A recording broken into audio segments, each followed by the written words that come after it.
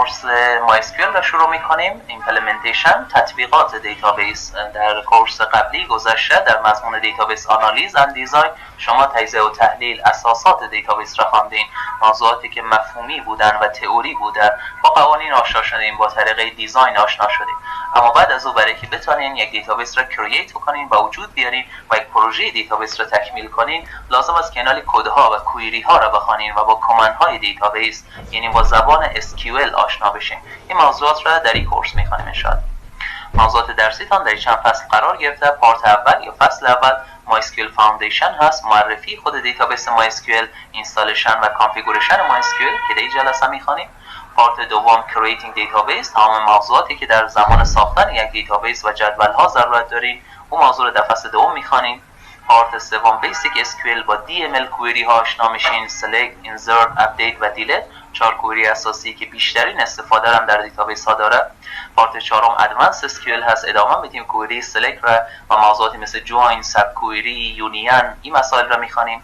پارت پنجم موضوع مدیریت یوزر اکانت ها یا بحث سکیوریتی دیتابیس هست که یوزر بسازیم، بهشون صلاحیت تعیین کنیم، پسورد مشخص کنیم.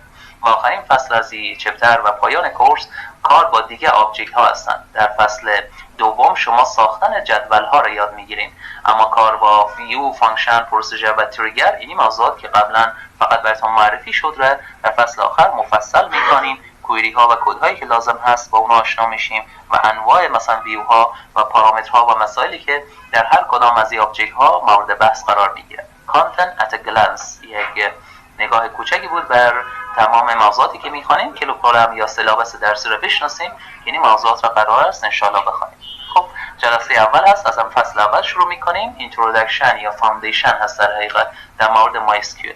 این که اول از همه بدانیم بشناسیم MySQL چی هست. یک DBMS یا هم میتونیم بگین RDBMS Relational Database Management System و واقعا MySQL دیتابیس سیستم پاورفول، قدرتمندی هست و خیلی هم کاربرد زیاد و وسیع داره.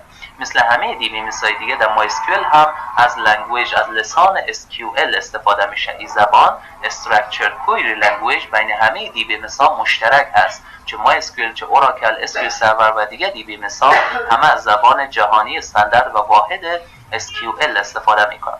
MySQL بسیار سریع هست. این موضوع خودتان در وقت کار با MySQL درک میکنین از نگاه استفاده توسط ما. بعدا انشالله کار کنین SQL سرور، اوراکل میبینین که استفاده از MySQL از جایی که MySQL لایت هست، سبک هست، بسیار سریع و آسان و مستقیم میتونین با اون کار بکنین. برای هم یادگیری و هم برای استفاده آسان است و از همه مهمتر شاید برای کمپانی هایی باشه که رایگان هست، نیاز به خریداری نداره. MySQL اوپن سورس هست، هرچند که امروزه جزء از پروداکت های کمپانی اوراکل به حساب میاد، چون کمپانی سان بود MySQL متعلق با او بود، بعد اوراکل کمپانی سان را خریداری کرد. امروزه MySQL هم یکی از محصولات کمپانی اوراکل به حساب میاد. اما صافی اوپن سورس گفتیم قبلا این موضوعات براتون، کسی حق فروش او را نداره. پس با اینکه امروزه در مالکیت بگیم اوراکل قرار داره، اما برای استفاده مطمئن رایگان هست. به خصوص MySQL برای وب بسیار یک آپشن پر استفاده است، بسیار محبوب هست. اگر ببینیم بیشتر از 80% وبسایت های جهان از PHP استفاده میکنن و DBMS که به همراه PHP استفاده میشن عموما همیشه MySQL اساسا نامی دوتا را PHP پلاس MySQL همیشه یک جا میشنویم. ولی در همه کشورهای جهان و در کشور خود ما افغانستان، هر کسی که برای ساختن یک پروژه وب برای وب دیولپمنت میخواین دیتابیس رو در بک اند وبسایت قرار بدین، همیشه انتخاب اول MySQL است، نه SQL سرور و نه اوراکل. چون وبسایت هایی که در بک اند اونا SQL سرور یا اوراکل استفاده شده باشن، اتفاقا اونا سرعتشان پایینتر است از نگاه کار کرد. MySQL در بخش وب پر استفاده ترین دیتابیس است، چون لایت، سبک و سریع است. میگیم وب کامپاتیبل است، اصلا سازگار هست در استفاده در وبسایت ها. و چیزی که مهم است این که بدانین چرا MySQL یک دلیل شهرت و محبوبیت زیاد دیگه او هم این است که اگر شما وبسایت را خریداری میکنین، یعنی دومین راجستر میکنین و هاستینگ خریداری میکنین، پس همیشه MySQL از قبل با هاستینگی که برای شما فروخته میشه وجود داره. یعنی وقتی شما وبسایت میخواین ثبت کنین، خریداری بکنین، همین که این کار انجام دادین، MySQL از قبل اصلا هست، وجود داره در همه سرورها و شما نیاز نیست که اینا پول جداگانه ای را بابت خریداری دیتابیس پرداخت بکنید یا اینستالیشن و کانفیگوریشن. در حالی که در مورد اسکیول سرور و اوراکل به این شکل نیست. اگر خواسته باشین در وبسایتتون ضرورت پیش میاد، مشتری میگه که باید از اون تکنولوژی دیگه استفاده کنین، پس نیاز داره که پول جداگانه پرداخت شود و از قبل هم وجود نداره. باید فرمایش بدین به اون کمپانی خارجی و بگین که در سرور شما اوراکل یا اسکیول سرور فعال کنن. اما مایسکیول از قبل با همه هاستینگ ها هست و به یک جا به فروش میرسه. این موضوع باعث میشه که مایسکیول در بخش وب هم بسیار پر استفاده باشه. هرچند مطمئنا تنها مورد استفاده مایسکیول در وب نیست، بلکه در دسکتاپ اپلیکیشن ها، در سافیرها هم میتونین، به خصوص اگر جاوا استفاده کنین، پس بک‌اند میتونه کور دیتابیس مایسکیول باشه. یک تعداد دلایل شهرت و محبوبیت مایسکیول را که قبلا هم برش اشاره کردیم اسلاید بعدی میبینین. شاید اولین دلیل برای کمپانی‌های کوچک تا متوسط، این کمپانی‌ها سکتور خصوصی، هزینه باشه. مایسکیول رایگان هست، نیازی به پرداخت هزینه نیست، اوپن سورس است. مایسکیول کراس پلتفرم است، یعنی شما نه فقط در ویندوز میتونید از مایسکیول استفاده کنین، بلکه در دیگه سیستم‌ها مثل لینوکس، مثل مکینتاش، کامپیوتر اپل هم میتونین از مایسکیول استفاده کنین. این خاصیت بسیار مهم است که دلیل شهرت میشه. پاورفول گفتیم هست، قدرتمند هست و وب بیس کامپاتیبل است، یعنی برای استفاده وبسایت ها و اینترنت کاملا سازگار هست. مناسب ترین دیتابیس برای وبسایت ها مایسکیول است. موضوعاتی که بهتون تشریح کردم، این چند نکته را که نام بردم اسلاید بعدی لیست شده. البته ایران بدانیم که مایسکیول میگیم رایگان است و هزینه ای نداره، استفاده اوپن سورس از اون شکل داره، در حالی که شما میتونین ورژن پولی یا خریداری او را دریافت بکنین که میگیم امروزه مایسکیول یکی از محصولات کمپانی اوراکل هست. پس اوراکل میتونه، یعنی شما با خود کمپانی در تماس شوین، ارتباط شوین و خریداری کنین و تنها چیزی که اینجا به دست میارین ساپورت هست، حمایت هست و پشتیبانی هست. البته دیگه مطمئنا استفاده از خود مایسکیول هزینه‌ای نداره، رایگان است، ولی کامرشیال لایسنس میگیم، لایسنس تجاری هم وجود داره. شما اینجا میین و از خدمات جانبی که کمپانی اوراکل بهتون ارائه میکنه میتونید استفاده بکنید. این برای میتونه سیستم هایی بشه که میگیم میشن کریتیکال سیستم های بسیار حساس و مهم که یعنی یک لحظه هم نباید داون شون، غیر فعال شون، مثل بانک ها. اما در غیر از اون مشکلی نیست، نیاز نیست که شما بیاین و ورژن پولی مایسکیول خریداری بکنید، میتونید رایگان استفاده بکنید. موضوعاتی که گفتم اینجا لیست شده، سوالی نداریم. obtaining MySQL، برای به دست آوردن MySQL این لینک هست در وبسایت mysql.com. زمانی که یک کمپانی مستقل بود، MySQL AB اصلا نام خود کمپانی بود، بسان او را خریداری کرد و امروز هم که اوراکل خریداری کرد، بازم میتونید www.mysql.com مراجعه کنید و یک بار حتما اگه دوست داشتین این کار انجام بدین و ببینید که وقتی میرین برای دانلود MySQL اصلا شما رو به وبسایت اوراکل راجع میکنه و در بالا اگه ببینید لوگو و نام اوراکل آمده به عنوان کمپانی، نه به عنوان یک DBMS.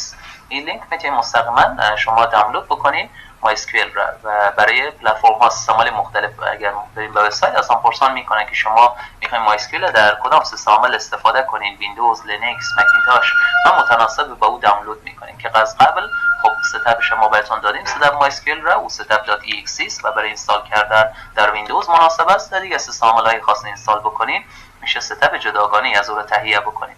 هرچند که در ویندوز یک گفتیم یک راه دیگه هم داریم آسانتر، اگر MySQL سرور واقعی را اینستال نکنین یا اینستال کردین اما در کامپیوترتون با مشکل برخوردین، میتونین سافیرهای دیگه را مثل ومپ یا زمپ که در حقیقت ورچوال سرورها هستن را اینستال کنین، چون اینا هم با خود دیتابیس MySQL را اینستال میکنن و تنها خوبی که داره از قبل کانفیگر شده، عیارسازی شده، تنظیمات انجام شده و دیگر لازم نیست شما این کار را انجام بدین. اما بهتون توصیه میکنم که حتما شما اگر مشکلی بر نخوردین، چرا MySQL سرور واقعی را اینستال بکنین. پس میگم من هم در کمتر خود اینستال کردم، چون در این صورت مجبور میشین و خوب است که یاد بگیرین که کانفیگوریشن MySQL را هم خودتان انجام بدین.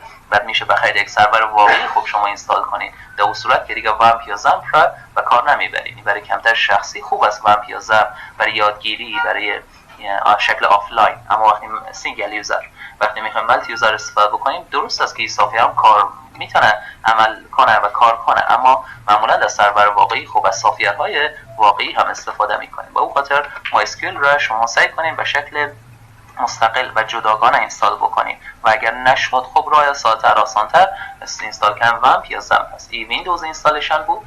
اگر خواستین در لینوکس اینستال بکنید، در صورتی که این کامپیوتر و سرور لینوکس مستقیما به اینترنت کانکت باشه، در لینوکس از کامند rpm Red Hat Package Manager برای اینستال کردن سافیرها استفاده میشه. پس rpm i پارامتر i اینستال MySQL ستاره-r.rpm نشه میکنیم، یعنی همه پکیج های MySQL رینالی دانلود میکنن و بعد مستقیما اینستال میکنن. این برای یک سرور واقعی که سیستم عامل و لینوکس باشه، باید اون لحظه به اینترنت هم کانکت باشین که اون لحظه دانلود و اینستال بکنه. حجم MySQL زیاد نیست، چه در لینوکس یا ویندوز وقتی استفاده میکنین اگر ببینین و مقایسه بکنین این مسائل برای درک بهتر موضوع خوب است. واقعا ستاپ MySQL ورژن 5.1 رو که من براتون دادم بخونین 107 MB تقریبا 107 مگابایت است، فقط چقدر کم و میخواد میگم لایت سبک و سریع هست. بیا یک مقایسه بکنین، این بدگویی یک تکنولوژی دیگه نیست ولی مقایسه است، فقط در مقام مقایسه.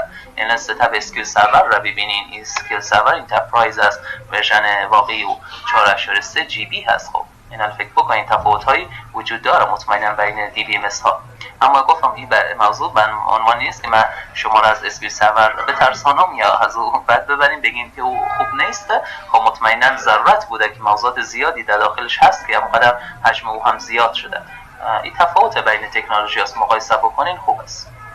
خب سوالی نداریم از اینستالیشن MySQL ستاپی که براتون دادیم؟ خود اینستالیشن گپ خاصی نداره، مثل هر سافیری که اینستال میکنم ویزارد میه، فقط نکست اینستال میشه. بعد از اون باز بحث کانفیگوریشن است که اینا من براتون میگم که ببین و چطور MySQL رو کانفیگر کنید. یا اگه ومپ یا زن اینستال کنید که اصلا نه دیگه نیاز به کانفیگوریشن هم وجود نداره.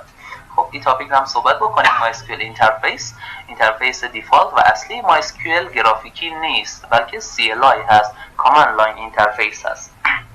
مطمئن که پاورفول هست، قدرتمند است و فلکسیبل، انعطاف پذیر است. چیزی که به عنوان MySQL کامند لاین میشناسین، کامند لاین کلاینت یا MySQL کانسول میشناسین. در صورتی که MySQL در کامپیوترتان اینستال کرده باشین میتونید در منوی استارت MySQL تایپ بکنین و این هست MySQL کامند لاین کلاینت یا به نام MySQL کانسول هم یاد میشه که میبینید در صفحه داست، در صفحه CMD باز میشه. یوزر دیفالت روت هست، پسورد نداره مگر اینکه خودتون پسوردی داده باشین و به این تو مشکلات ممکنه بر بخورین. دیدین این طرف فشار دادم اما باز نشد. در مورد کانفیگوریشن در این مسائل صحبت میکنیم. فعلا که مثلا یوزر روت لاگین کردم، حتما من میدونم که برای یوزر روت پسوردی ندادم، پس که کانکت نمیشه بگین سرور داون هست، حتما سرور خاموش است، غیر فعال است که نتونست. و وقتی که مستقیما میرین MySQL باز میکنین این مشکل هم وجود داره که یک لحظه او پیام نشان داده میشه بعد بلافاصله بسته هم میشه. در کانفیگوریشن براتون آموزش میدیم که بتونین خودتان برین در کام CMD و بعد MySQL باز کنین. در این صورت اگر هم ایراری به وجود آمد باعث میشه که بلافاصله این صفحه بسته نمیشه. صفحه رو شما باز کنین CMD را و رنگی را من خودم صفحه تغییر دادم. بعد فرصت دارین که ایرار را ببینید. پس بریم MySQL فعلا تایپ میکنم -u-root-p یوزرنیم را روت و پسورد و چیزی تایپ نکردم. میبینید یه همون پیامی است ایرار است که بیشتر در صفحه سیاه داده بود، اما اینا خوبیش است که چون خودم کام پرامپت باز کردیم دفعتاً بسته نمیشه. cannot connect to MySQL server on local host. پس میگه نتونسته به سرور کانکت شه. پس بگین احتمال اولی سرور داون است، استاپ هست، غیر فعال است. اگه میگفت access deny، میگفت یوزر اجازه نداره، مثلا ممکنه یوزرنیم یا پسورد اشتباه باشه، اون موضوع دیگه است. این نکات رو قبلا هم گفتم، اما اون زمان میگفتیم نیاز نیست یاد بگیرین، اینا دیگه یاد بگیرین چون موضوعات مربوط به MySQL ادمنستریشن میشه، مدیریت سرور دیتابیس. در ویندوز میتونید به بخش سرویس های ویندوز مراجعه کنین. این کار را در منوی رن نوشته کنین services.nsc. اینجا شما را به کانسول مدیریتی سرویس ها میبره و همه سرورهایی که اگه شما در کامپیوتر اینستال کنین اینجا لیست میشه. مثلا ببینید آپاچی، وب سرور و دیگه چیزایی که هستن، آنتی ویروس هم با اون دارای سرویس. نه فقط سرورها، هر سافتوری که دارای سرویس باشه در اینجا لیست میشه و میتونید پیدا کنین، اسکرول کنین یا تایپ بکنین اینجا MySQL را داریم. خب بعد از که کانفیگوریشن رو بهتون نشان دادم باید MySQL به عنوان یک سرویس در قسمت اضافه شده باشه و میبینید که استارت نبوده، استاپ است، غیر فعال است. پس این رایت کلیک و او رو استارت میکنید. این MySQL استارت شد و برعکس آپشن استاپ پاوز برای استارت داریم. خب برمیگردم MySQL-u-root-p. حالی دیگه سرور اپ شد، سرور فعال و میتونین که این موضوع استفاده بکنین به شکل لاگین شوید در کامپرام، یا میتونین حالی مستقیما با مشکل برین MySQL کامند لاین کلاینت. بیشتر اینجا میرفتیم صفحه سیاه که ایرار داده بود، اینا دیگه مطمئنا ایرار نمیده، فقط با یک بار این طرف فشار دادن چون پسورد تعیین نشده مستقیما لاگین شدیم. سرور غیر فعال بود، بیشتر عالی فعال ساختیم، پس میتونیم از او استفاده بکنیم. این معرفی اینترفیس دیفالت بود دیگه. MySQL برخلاف SQL سرور، برخلاف اوراکل اینترفیس گرافیکی نداره، اما در آینده ان شاء الله وقتی SQL سرور خواندی میبینی که چرا محیطی داره به نام SSMS، یعنی SQL سرور منیجمنت استودیو، که او یک محیط گرافیکی است. یا اوراکل را اگر انترپرایز اینستال بکنین او هم اینترفیس گرافیکی داره. اما اگر اوراکل را رایگان اینستال میکنین، اکسپرس ادیشن و ورژن کوچک او را برای یادگیری، پس او هم اینترفیس گرافیکی نداره. و در مجموع اینا رو میگم معلومات داشته باشین. MySQL هم اصلا اینترفیس گرافیکی نداره. پس به این شکل میتونید در آنلاین از او استفاده بکنین. و اگر اینترفیس گرافیکی بخوایم برش به کار ببرین، باید به سافیرهای جانبی ترد پارتی، سافری که دیگه اشخاص دیگه کمپانی ها ساختن، مراجعه کنیم و از اونها استفاده کنیم. در مورد اینترفیس غیر گرافیکی کامند لاین، اگر خواست اینترفیس گرافیکی استفاده بکنین، یکی از مشهورترین اینترفیس ها در جهان PHP MyAdmin هست.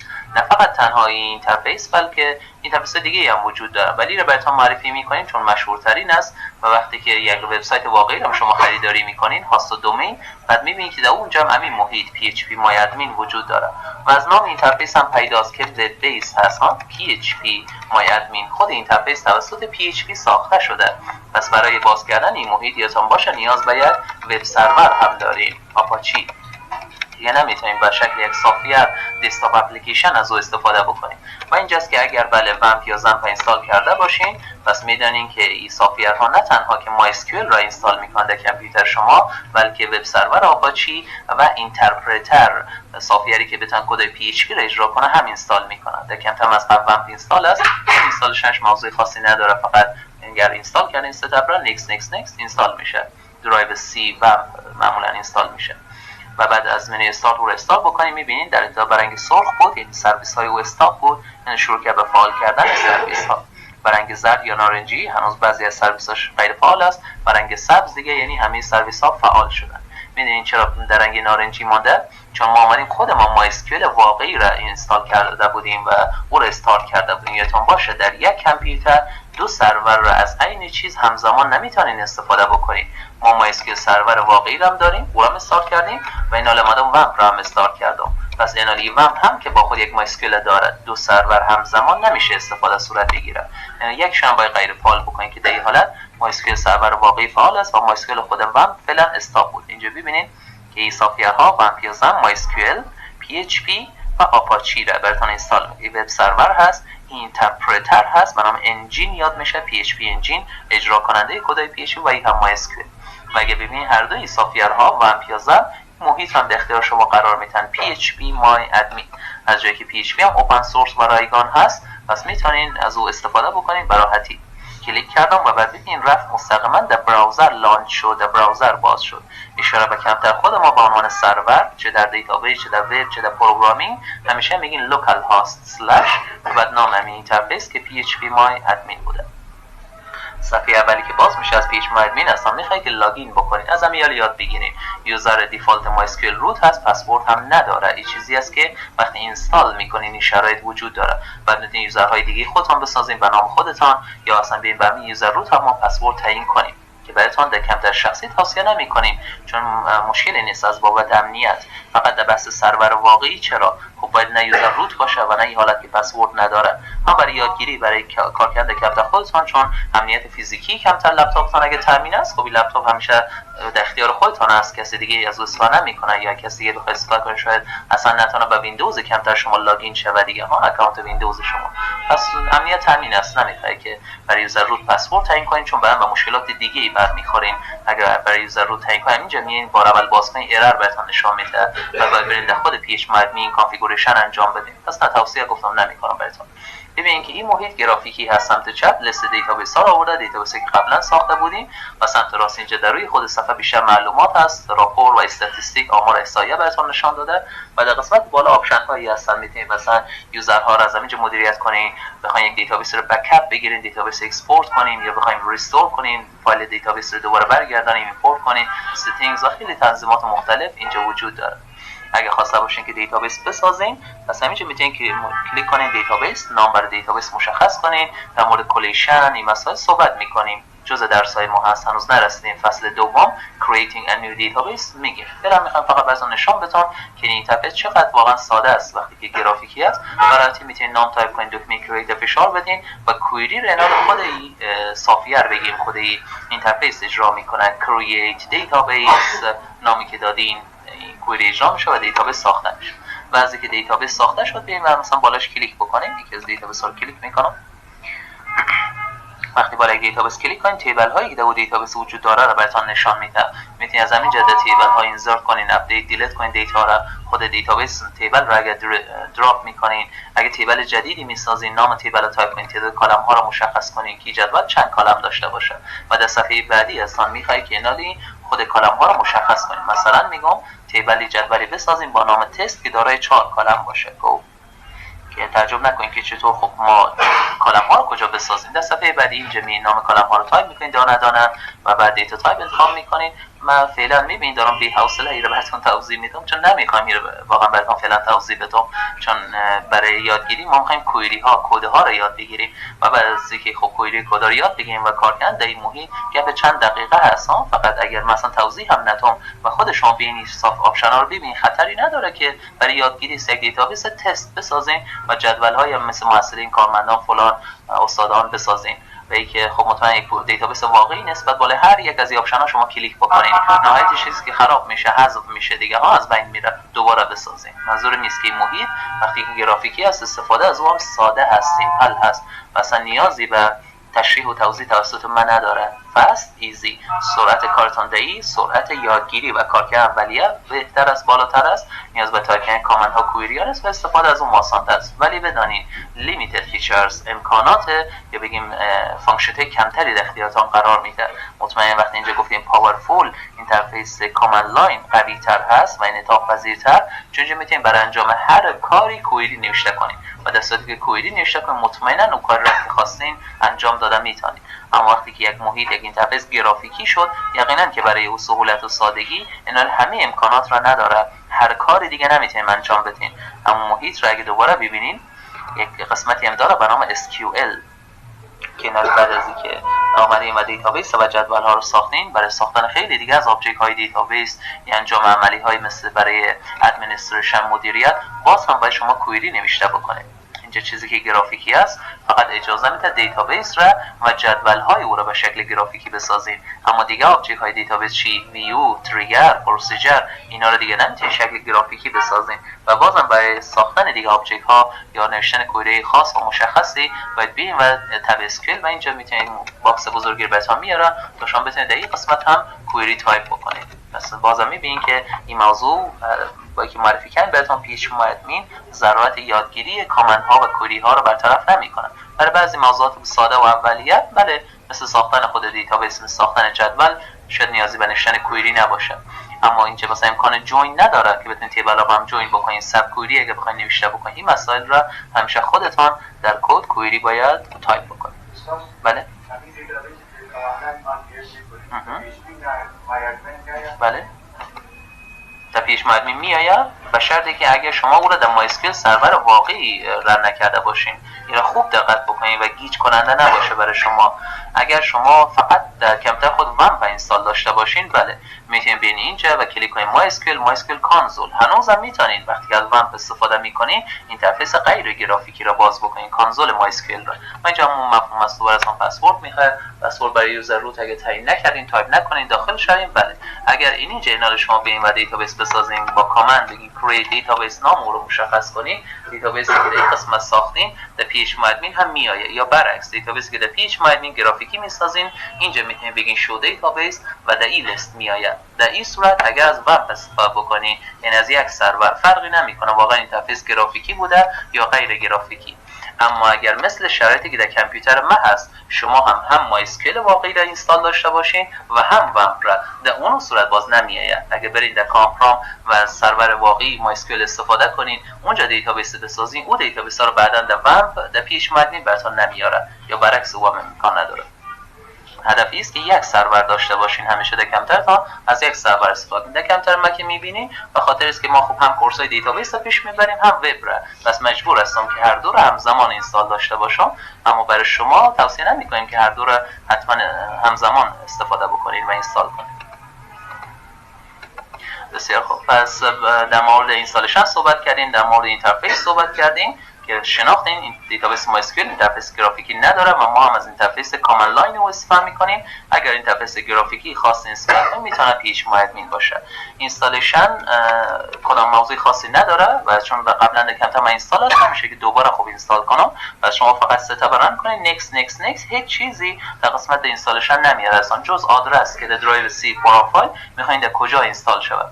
و در آخرین استپ اینستالیشن وقتی آخرین ویندو میاد میگه کانفیگر ناو، یک چک باکس هست که او باید اگر فعال باشه بعد از پایان اینستالیشن بلافاصله خودش میره و کانفیگوریشن ویزارد براتون باز میکنه. اگه او چک باکس چک باشه در پایان اینستالیشن حتما باید کانفیگوریشن آغاز شود. اگر نه که چک باکس رو چک نکردین یا قبلا اینستال کردین هنوز کانفیگر نکردین میتونین خودتون برین به منوی استارت نوشته کنین MySQL و اینو پیدا کنین MySQL سرور اینستنس کانفیگ ویزارد. این کانفیگوریشن ویزارد MySQL است و در اینجا موضوعات زیادی داریم. قبلا بهتون میگفتیم که استپا رو مثلا next رد کنین تا یک جایی فقط برای یوزر مهم بود. حالی چون امروز درس مشخصا مربوط کورس MySQL میشه دقت کنین که چه چیزایی رو باید کار بکنین.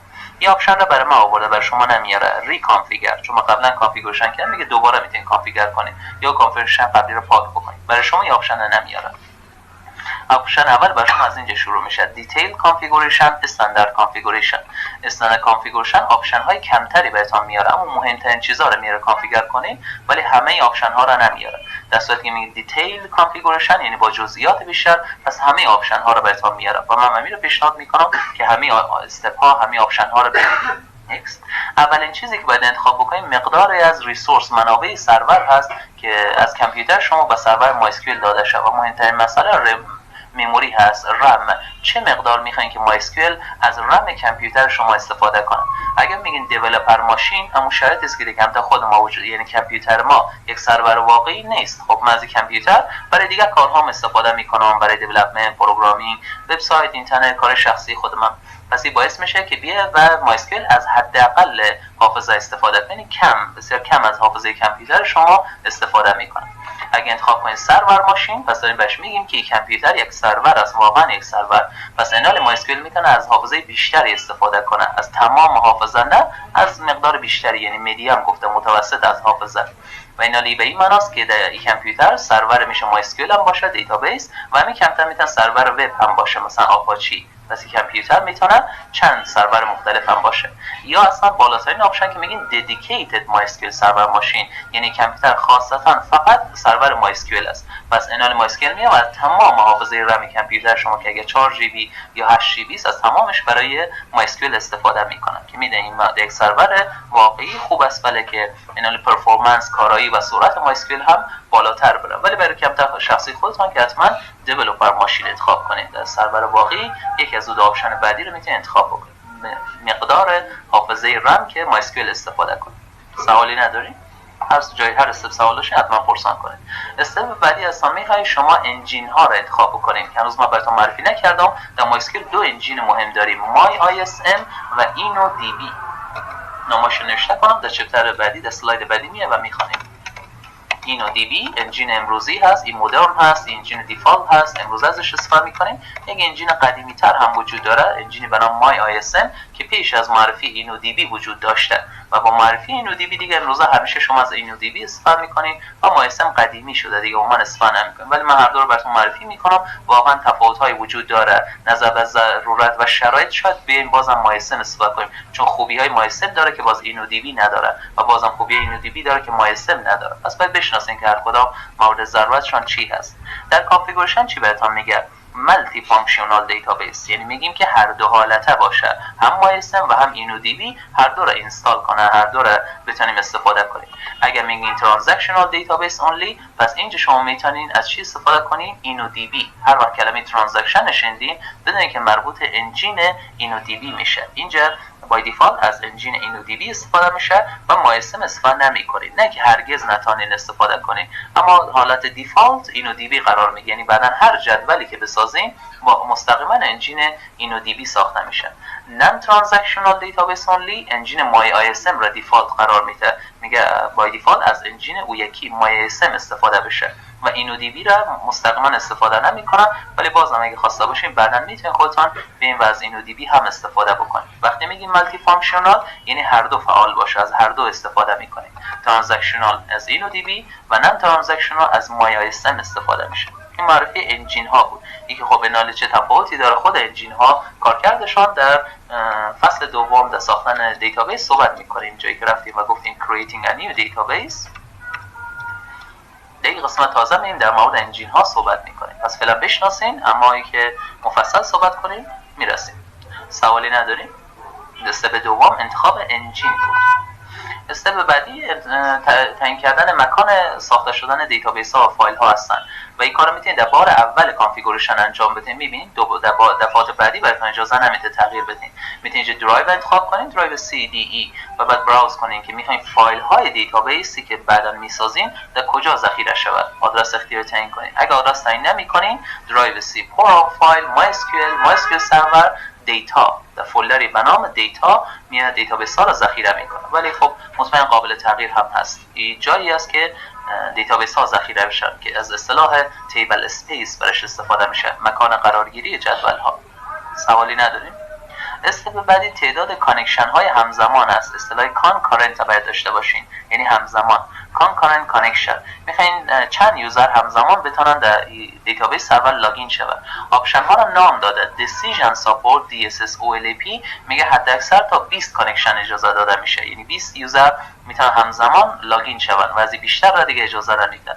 آنلاین ترانزکشن پروسسینگ یا OLTP تا 500 کانکشن را اجازه میده، یعنی 500 یوزر همزمان میتونن لاگین شون. برای کانکشن ها نام انتخاب شده، یعنی بستگی به پروژه ها در نظر به پروژه تعیین میشه.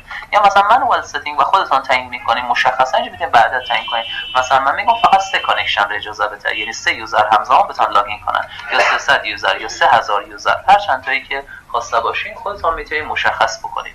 مطمئن برای کمتر شخصی خود ما اهمیتی نداره، چون معمولا فقط ما یک یوزر هستیم همیشه دیگه، یک دفعه ما تنها یک شخص لاگین میکنه، پس حتی هم یک کانکشن هم برای ما کفایت میکنه دیگه. ولی برای سرور واقعی و وقتی میخواین تعداد یوزرها بیشتر باشن و همزمان لاگین بکنن، پس میتونین این موضوع را تعیین بکنین چه تعداد یوزر چه تعداد کانکشن همزمان را اجازه میدین. آپشن اول که DSS بود تا 20 کانکشن را اجازه میداد، حالت دیفالت بود، از قبل انتخاب بود. میتونین که ما آپشن را انتخاب شده قرار بدیم. سوالی داشتین؟ محدود نیست، نه، بستگی به مقدار حافظه داره. اونجا خود MySQL محدود نمیکنه، هر چند تا رو براتون اجازه میده، ولی را خیلی هم زیاد تعیین نکنین که متناسب به حافظه رم سرور باشه دیگه. آپشن اول که از قبل انتخاب بود 20 کانکشن را اجازه میداد و همون میتونه از قبل انتخاب باشه. نه مشکلی نداره، هم میتونین خود MySQL در درایو بجو درایو سی اینستال کنین، در دی اینستال بکنین، حسن از موضوع خود اینستالشن. و این چیزی که در کانفیگوریشن دیدین او جایی بود فولدری که دیتابیس ها در او ذخیره بشن، پس میتونین در وقت اینستالشن در درایو سی پروگرام فایل اینستال کرده باشین، اما در کانفیگوریشن اینجا بیاین انتخاب کنین که دیتابیس ها مثلا در درایو ای یا در درایو اف ذخیره شود، تیبل اسپیس تغییر بدین بله به یک درایو دیگه. ما میتونه در کامپیوتر عادت خوب هم باشه، چون ممکنه بعدا ویندوز کمتر خراب شه، ویندوز رو تبدیل کنیم، خب خود MySQL از بین بره اشکالی نداره در درایو سی پروگرام فایل، اما دیتابیس های ما که از بین نره دیگه. پس خوب است ولی که بیاین و تعیین کنین که دیتابیس ها در یک فولدر دیگه در یک درایو دیگه ذخیره شود.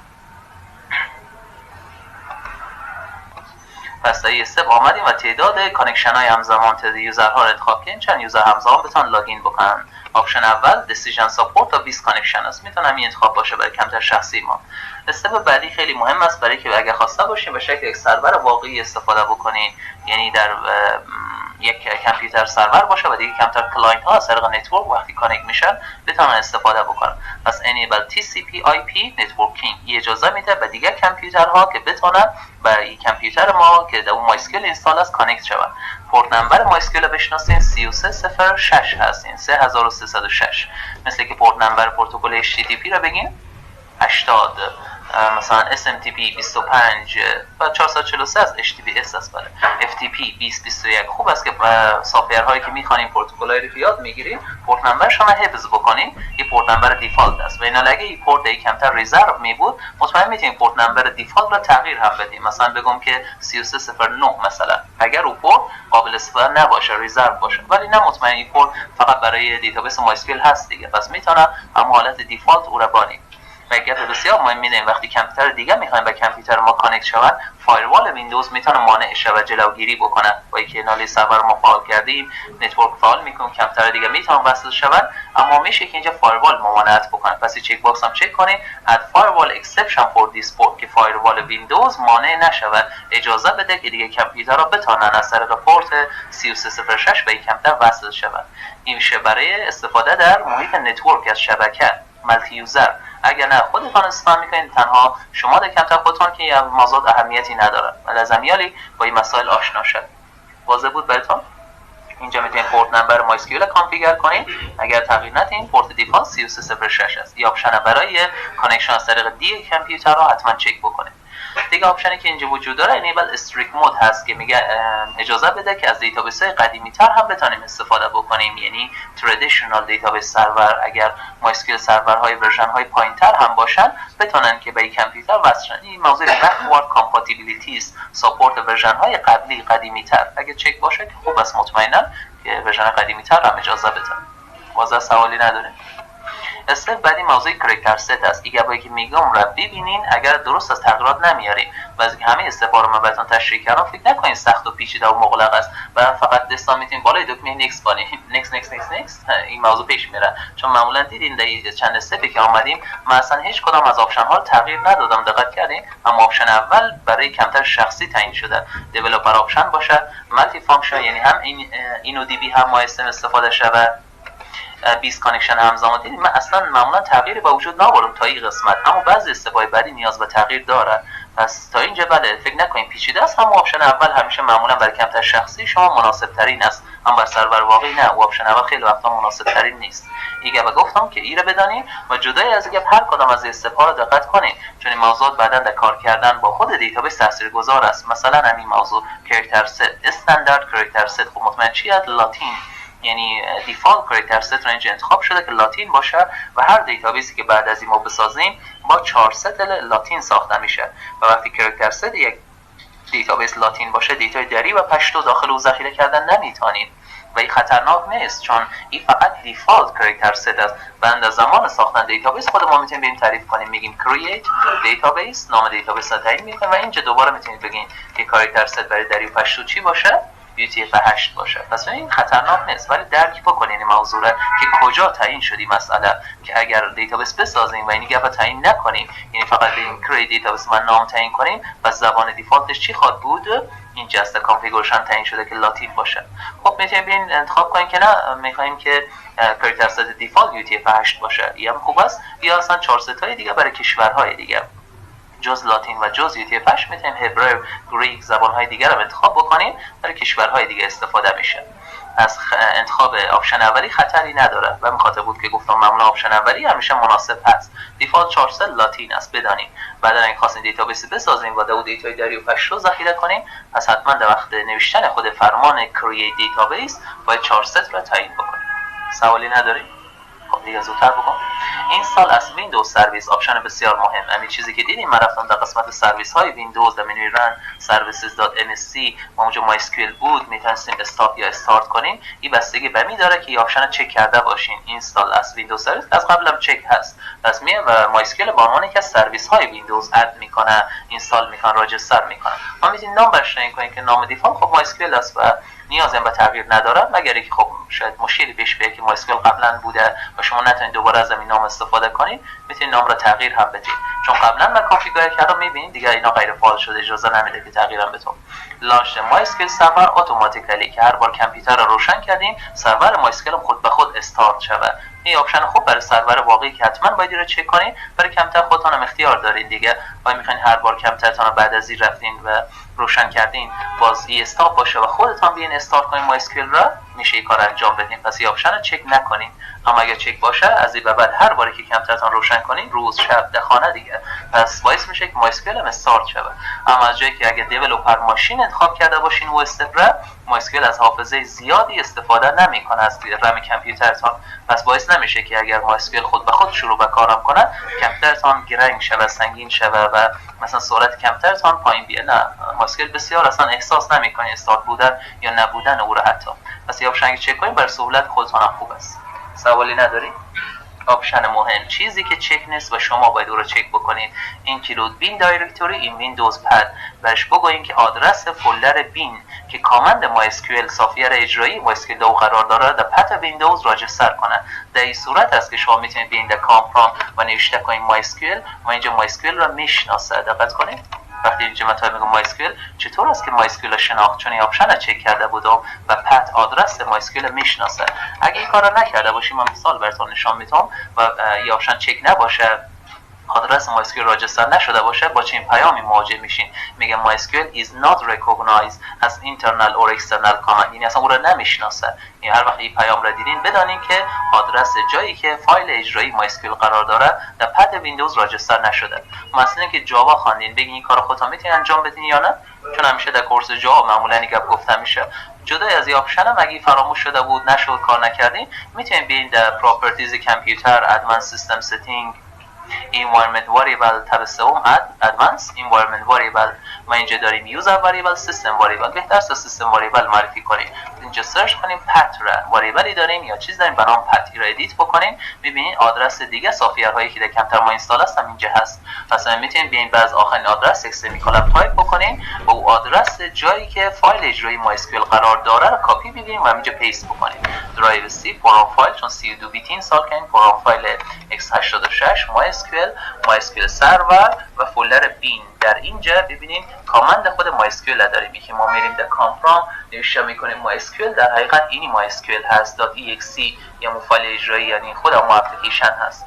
و فولدر دیتا هم که براتون گفتم همینجا میتونه قرار بگیره که دیتابیس ها را ذخیره میکنن. بین باینری اجرایی و دیتا جایی است که فایل خود دیتابیس ها قرار میگیره. این آدرس را کپی بگیرین و بیارین در او environment variable جایی که داشتیم معرفی میکنیم در variable پد، پس در آخر پیست بکنیم که این آدرس را هم بشناسه که قبلا در کامپیوتر این کارا انجام شده و خواستم بهتون یک بار نشان بدم. و بعد اوکی شما همه این ویندوها دایلوگ هایی که باز هست را اوکی بکنید.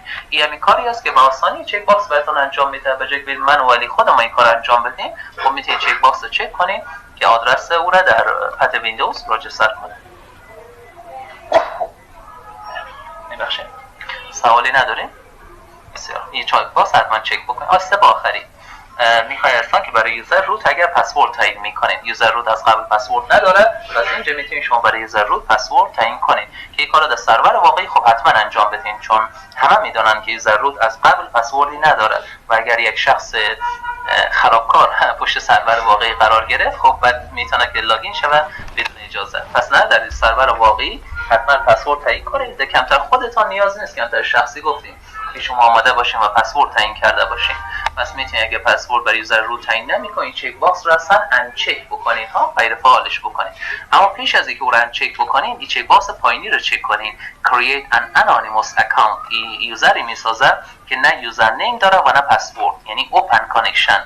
بعدا میتونید بدون تایپ کردن یوزر پسورد لاگین کنید و این مطمئن فقط برای سهولت خودتان هست دیگه، برای کامپیوتر شخصی خودتان، نه برای سرور واقعی. ببینید یک مثلا بیام در کامپرام نوشته کنم مایسکل، چقدر جالب، نه یوزر نیم تایپ کردم و نه پسورد. این انونیموس اکانت هست، یوزری که نام نداره و بر سهولت میتونید مستقیما لاگین کنین دیگه، یوزر پسورد اصلا خواسته نمیشه. برای آموزش یادگیری این موضوعات اگه چک باکس رو چک کنین به نظر ما خوب هست، برای خودتان راحت تر میشه. پس اگه خواستین چک باکس رو چک کنین و بعد اون چک باکس بالایی رو ان چک کنین، چون در صورت دیگه بازی چک باکس پایینی هم غیر فعال میشه. واضح بود؟